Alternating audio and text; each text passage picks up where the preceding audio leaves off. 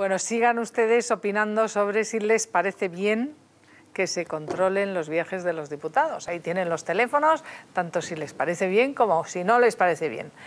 Todavía queda recorrido y vamos a esa propuesta estrella de Pablo Iglesias, ya constituido en partido político, que ayer en una entrevista en la cadena SER lo que propuso, están elaborando el programa y todavía no quieren, y además quieren partir de cero. Pero una de las propuestas que dijo ya es nada menos que salirnos de la OTAN, como si no hubiera habido, quiere un referéndum, como si ya no hubiera habido un referéndum en España, precisamente, y los españoles dijeron que sí que queríamos estar en la OTAN. Vamos a verlo. Yo soy patriota y no me gusta que haya militares de otro país, militares estadounidenses en territorio nacional. No me gusta que la OTAN esté en nuestro país. Creo que nos pone en riesgo. ¿Sacaría España de la OTAN? Si pudiera, claro que sí. No es una cosa sencilla. No depende solamente de la voluntad política del presidente. Sí, si pudiera, claro que sí, claro que sí. Bueno, pues está con nosotros ya Ángel Tafalla, que es almirante retirado, ex segundo jefe del Estado Mayor de la Armada y del Mando Marítimo OTAN de Europa Sur. Lo he dicho bien, ¿no? Muy bien, Isabel. Bienvenido, almirante. A ver, esto de proponer que nos salgamos de la OTAN a estas alturas de la película, ¿qué le parece? Pues un clarísimo error, porque la OTAN es un foro donde compartir nuestra visión de seguridad, nuestra actuación en el exterior, es, dado lo poco que invertimos en defensa además, y dado cómo se afrontan estos problemas internacionalmente, que es el precio no solo económico, sino moral de intervenir en la gobernanza del mundo, obliga a actuar colectivamente. Y uno de los foros más efectivos para actuar en seguridad, el que nos es propio, es la OTAN. Perder esto sería un gravísimo error. Y sería que un paso atrás, porque ¿cómo nos quedamos solos en el mundo? ¿Qué es lo que se pretende al salir de la OTAN? En el mundo no, pero en Europa occidental casi. Salvo los países tradicionalmente, digamos, neutrales, Austria y Suiza. Entonces, lo de la OTAN es un foro donde tú, los que hemos vivido mucho fuera de España, en el extranjero, sabemos que lo peor que se puede hacer es no dejarte hablar, no tener nadie a quien contarle lo que tú crees, cómo ves tus problemas de seguridad, tus prioridades, el norte de África, el Mediterráneo, Canarias, lo que tú tengas en la cabeza. Lo peor que pueden hacer es no dejarte explicar. Y la OTAN es un sitio donde te dejan explicar y donde a continuación, si se decide políticamente así, se actúa. El privarnos de este foco, de exponer nuestras sensibilidades, a la vez que si estamos en la hipótesis de que podemos llegar al gobierno, si llegara a eso, habría una disminución sobre ya el disminuido recurso económico que se... Entonces, menos recurso y no hay sitio donde hablar, caeríamos absolutamente en la irrelevancia internacional. ¿Y eso es una opción que os parece a vosotros que merece la pena? A mí me parece que convertirnos en eso. Este comentario concretamente de Pablo Iglesias lo único que hace es demostrar la profundísima ignorancia que caracteriza a este muchacho, que sabe mucho de estrategia política para conquistar el poder, de eso sabe mucho, lo ha aprendido directamente de Lenin y de Castro y de una serie de maestros que ha tenido y se le da muy bien. De comunicación informática. ¿Sabes? Sí, de ese tipo de propaganda, más que de comunicación, de propaganda, de eso sabe mucho. Cierto. Pero de geopolítica no sabe absolutamente nada. O sea, yo creo que más bien serían los Estados Unidos los que les encantaría echarnos a patadas de la OTAN, considerando que ellos asumen el 80% del coste de nuestra defensa. Y nosotros estamos defendidos por una estructura que es la que ha mantenido más tiempo de paz y de estabilidad y de progreso en el mundo a un coste ínfimo, que es lo que pagamos los españoles por nuestra seguridad. O sea, que lo que demuestra es que este muchacho funciona a base de consignas y de ocurrencias y no tiene ningún tipo de programa digno de esa consideración, ni en política interior, ni desde luego en política exterior y de defensa. Cero. Y además yo creo que está fuera de la ola de la opinión pública, porque en su momento, en la época en la que Felipe González usaba chaqueta de pana, sí que había un sentimiento antiamericano y anti-OTAN y tal. Hoy no existe nada de eso. Es que huele rancio, ¿no? Pero muy rancio. Hoy en los sitios donde hay bases americanas se convive con los americanos con absoluta naturalidad, incluso con afinidad, cercanía. Nuestras tropas están en contacto con las tropas de la OTAN con absoluta tranquilidad, familiaridad. Son nuestros hermanos, nuestros socios, nuestros amigos, nuestros aliados. Nuestros defensores. Y nuestros defensores. Y oye, y con lo que usted ha dicho, almirante, en un ejército que ha decidido suicidarse presupuestariamente prescindir del único paraguas que tenemos, que es la OTAN, eso sí que es un mega suicidio. Yo creo que él reconoce la imposibilidad de poder salir de la OTAN en la España del siglo XXI, pero no por eso hay que minusvalorar que es una persona pacifista, como lo somos muchos, y que quiere una España neutral.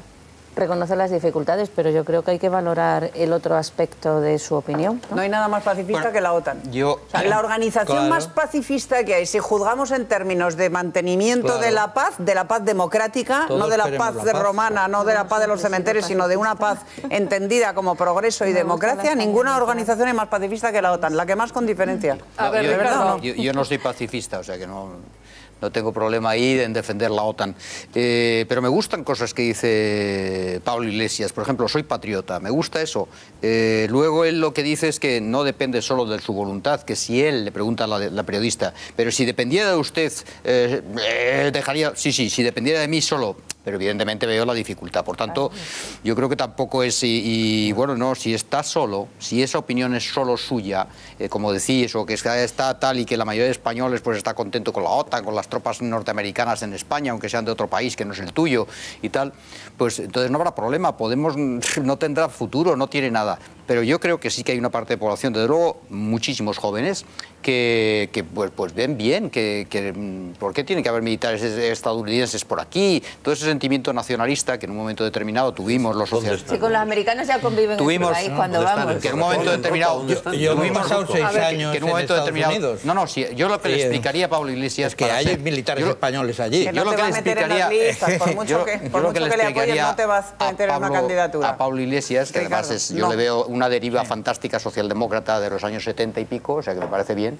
Yo le explicaría que fundamentalmente... Eso tiene un futuro, vamos, es que el siglo XXI está en los años 70. Yo le explicaría fundamentalmente que lo que sirvió la OTAN y sobre todo la implicación de los militares españoles es que un ejército que demostró estar dividido ante el golpismo, digo por lo menos dividido, pues realmente a partir de la integración en las estructuras OTAN, nuestras Fuerzas Armadas son declaradamente democráticas, homologables a todo el mundo. Por tanto, a Iglesias hay que explicarle que una de las cuestiones que como hombre de izquierdas, aunque dice que no es ni de izquierdas ni de derechas, pero en fin, yo quiero pensar que es de izquierdas, pues una de las cosas que tiene que valorar es que las Fuerzas Armadas españolas son muy demócratas gracias a la estructura de la OTAN. Bueno, me gustaría, a mí hoy me llegaba un vídeo que me ha parecido impresionante, ¿no? Un periodista peruano que se llama Jaime Bailey, que cuenta en Perú cómo surgió el fenómeno de Hugo Chávez y lo compara con Humala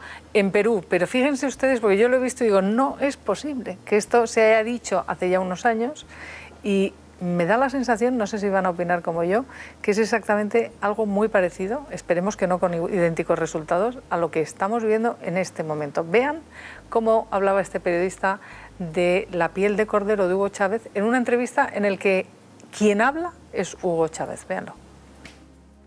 Ese lenguaje moderado, conciliador, se quería hacer pasar por un demócrata, un socialdemócrata, moderado, tolerante, conciliador, y le preguntaron si se iba a quedar 5 años en el poder. Chávez dijo, no, pues 5 años de mucho, yo me voy antes. Comandante, déjeme hablarle sobre el miedo que usted genera en muchísimas personas. En el exterior hay gente que le tiene miedo, usted sabe eso, ¿no? No sé por qué. Van a agitar el miedo, van a decir que viene el lobo. Bueno, primero, dicen que no es demócrata. ¿Usted está dispuesto a entregar el poder después de 5 años?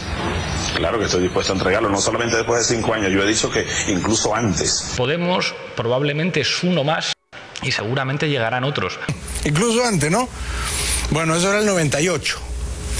Y ese era Chávez haciéndose el demócrata para llegar al poder democráticamente y para luego ejercer el poder autocráticamente.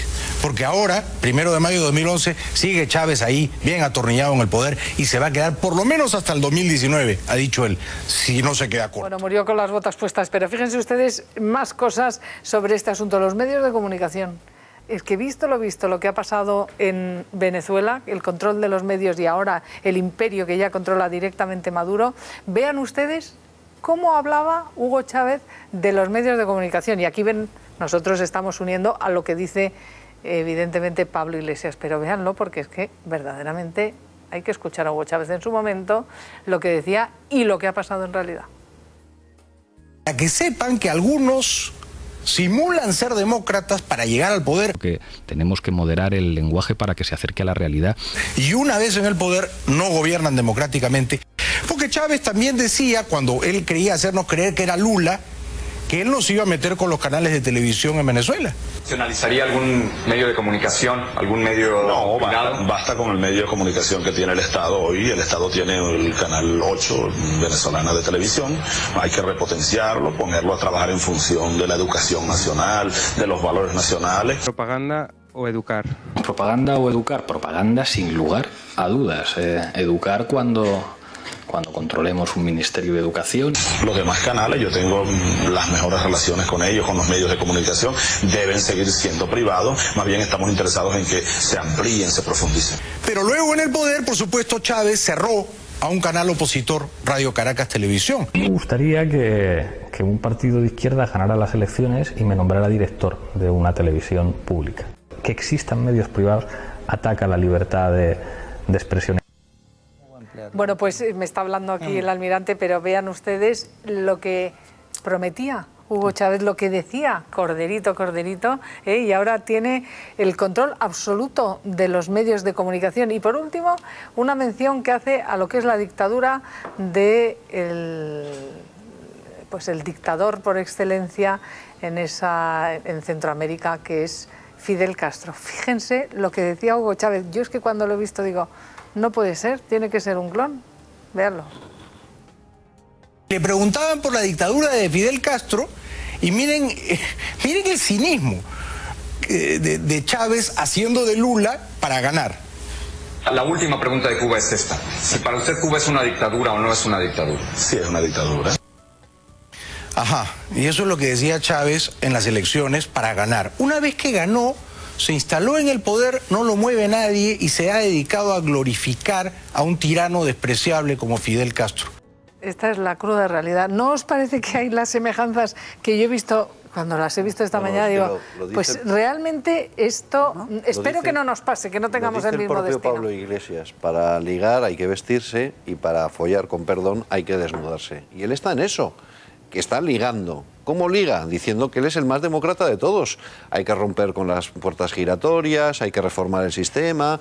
Él se está haciendo agradable, pero a él lo que le interesa es la otra cosa. Y la otra cosa ya sabemos lo que es, exactamente lo que ha hecho Chávez. Ya.